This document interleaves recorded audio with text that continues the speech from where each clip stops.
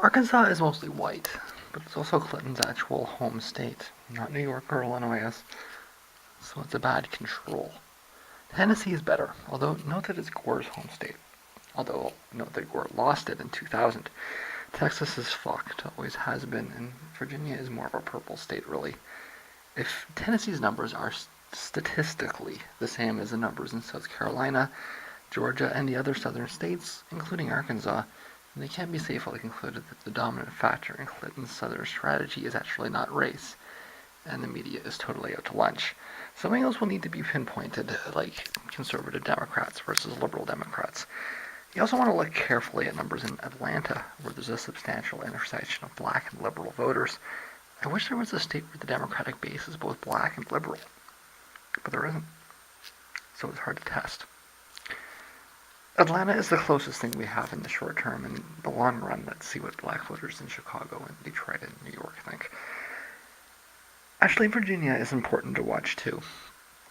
Tennessee is your control for race, but if Sanders does surprisingly well in Virginia, which means roughly splitting the delegates, this ideological liberal-conservative split in the Democratic Party will no doubt become more obvious. As I think that the split is going to be red-blue rather than white-black, I'll put down what I think more explicitly. I think Clinton wins the red states, often by large margins. These are Texas, Alabama, Arkansas, Tennessee, Georgia, and Oklahoma.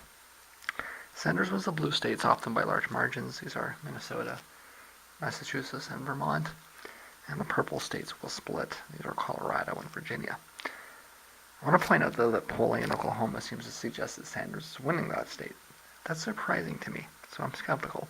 But keep in mind that Oklahoma is so red that moderates, quote-unquote, may identify primarily as Republicans, leaving behind a sort of a liberal rump that would benefit Sanders.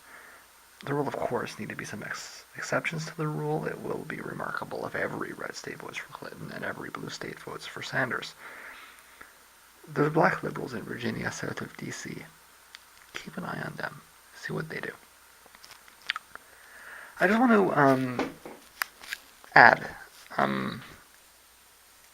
comment in here about, and I'm not writing this out, but why is it that if you look at the split in these states like South Carolina or Georgia or Alabama, where Clinton is winning among white voters by a substantial amount, but winning a huge amount in the black voters. So I mean, like Sanders looked at the result in South Carolina and he said, we got decimated. We got decimated by older black voters. Was that was ironically more of a Clinton? I can't. My natural voice is actually not that far from New York. I have a Canadian accent, and a Canadian accent is really pretty close to a New York accent if you break it down. It's kind of a Toronto accent, I guess, although I'm not from Toronto. Anyways, why is that happening, right?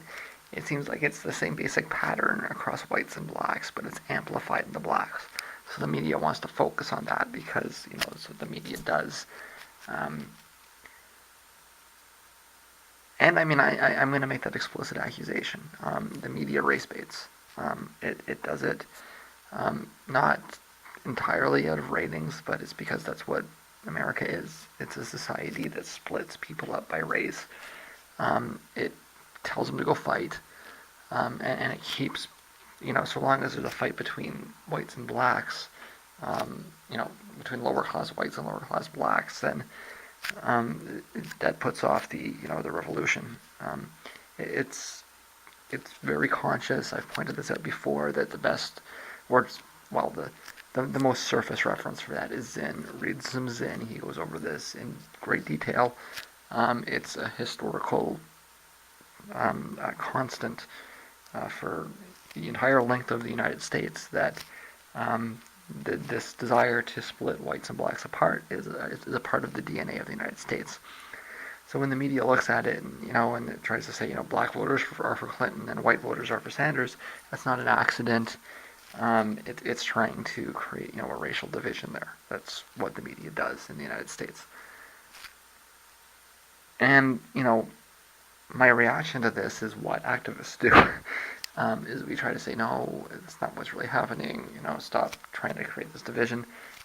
Or at least it's what activists always did up until, fairly recently.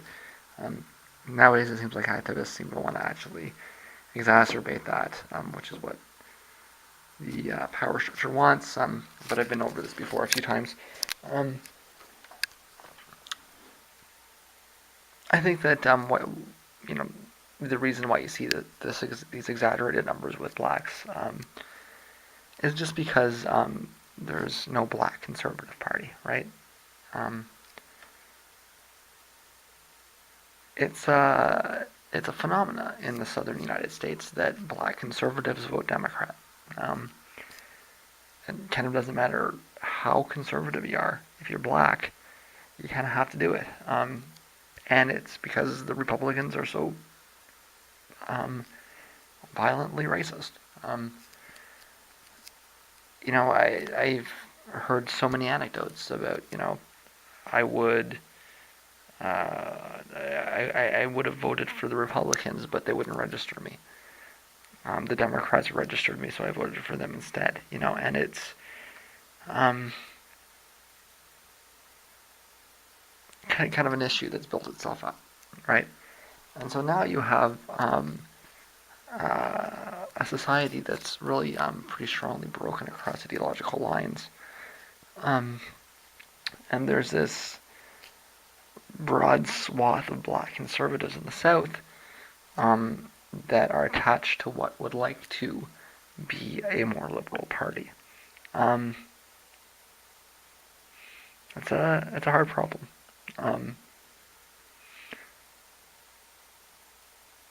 But it explains what you're seeing, right? So, it's not that Clinton is doing particularly better amongst. I just had an article open. I closed it. But for example, some of the polling might give Clinton 60% support amongst whites in. Let's say it was Alabama. I think it was Alabama. The polling had, or she had 60% of whites in Alabama, and 80% of blacks. And I think in Alabama, they're expecting the turnout to be fairly evenly split. It might be, a few more blacks, but it's, like 55-45 or something, so it was pretty close. So, I mean, if you look at the numbers, actually, you see that it's not just that, it's not that Clinton is winning because of black support. She has, she's winning a solid majority of white voters as well. In the southern states. It's just that it seems lopsided. And what's the reason for that? The reason for that is that there's all these black conservatives that are voting for the Democratic Party, right? So if you take out all of the black conservatives that should, if they were to vote based on their ideological inclinations, they would probably be voting for the Republicans. Then you'd see the numbers align a little bit more closely. But that doesn't happen, and for understandable reasons. You could agree with what a party says. You could align with them on the spectrum, but if they want to put you in jail or God forbid lynch you, then that's not really a party you want to vote for, is it? Right? So certainly understandable and everything. It's just that it creates kind of warped results.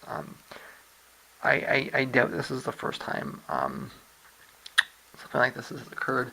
I bet if you were to, one was, I'm not old enough to really remember Dukakis as anything but a name and a caricature, but I bet more or less the same thing happened there, if you were to really look at the numbers closely.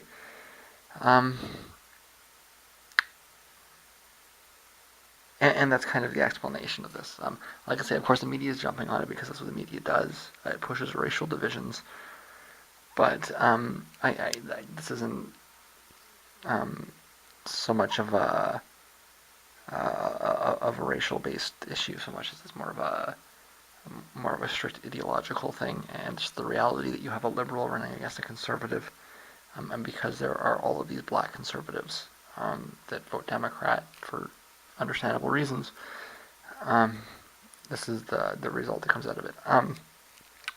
I might suggest, just a friendly suggestion, that if you are a black conservative in the southern part of the United States, that you may want to consider organizing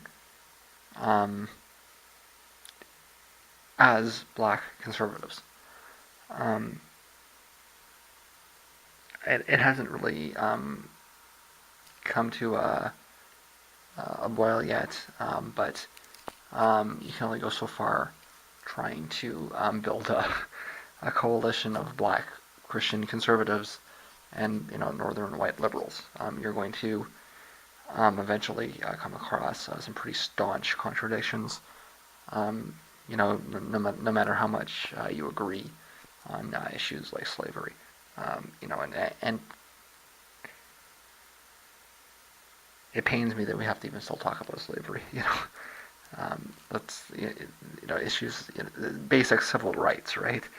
So no matter how much of a coalition there might be there, the reality is that on 90% of issues, there's broad disagreement.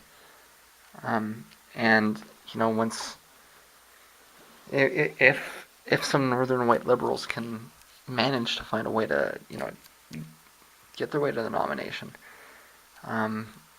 that's going to result in some splitting. And the flip side of that is that it's maybe easier to understand why such large swaths of the Democratic Party are not flipping out over Obama, who is a conservative. If regardless of your skin color, if you're a liberal, there's a lot of reasons to not be so happy about what Obama's been doing. You had an opportunity to get single-payer health care, and instead you set up some scheme that primarily benefits insurance companies. And I know that more people are insured than there were before, but it's a compromise at best.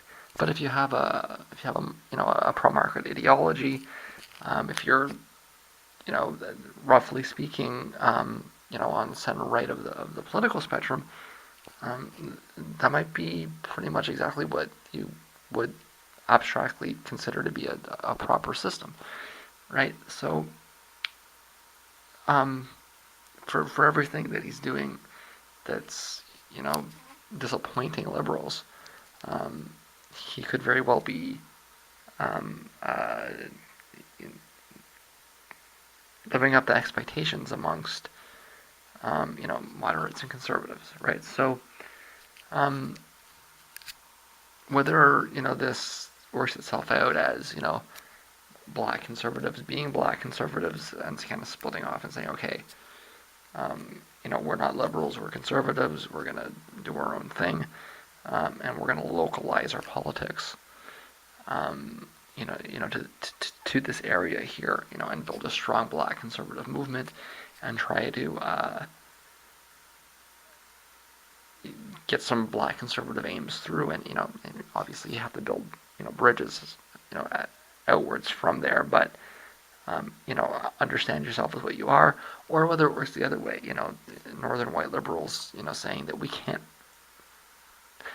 or just northern liberals, white or black, whatever, just northern liberals saying that we can't work in this system anymore, where we're forced to constantly compromise. No matter how much we agree on the civil rights thing, we're sick of being, stuck compromising on all these moderate positions due to the existence of all of these conservatives, trying to work in a tent, right? Compromise is great and everything is necessary in the political spectrum, but there's a point where, like I say, if you take your average black conservative Democrat voter from, you know, Alabama or South Carolina, if you take that person and you put them in a room with a white liberal from Minnesota, um, they're going to disagree on 9 out of 10 things. Like it's not that there's a few disagreements.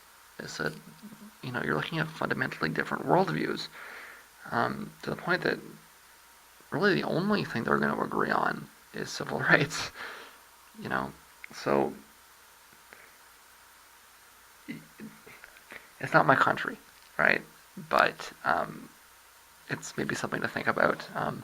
Is it time to end a coalition that is really not helping either side?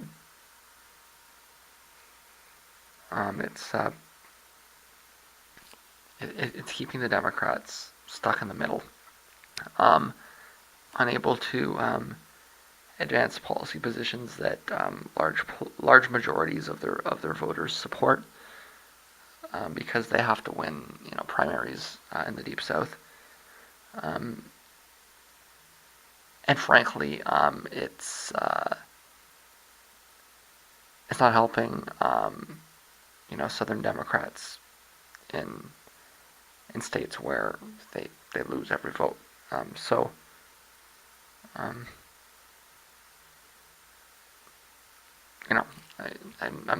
not providing any prescriptions. I'm just pointing out the obvious that this coalition is a bit of a problem, not due to race, but due to the fact that you're trying to force ideologies that are quite disparate to work together based on really nothing but a commonality on civil rights, which I would think should be universal. It's really remarkable that it isn't. But yeah, I think what you're going to see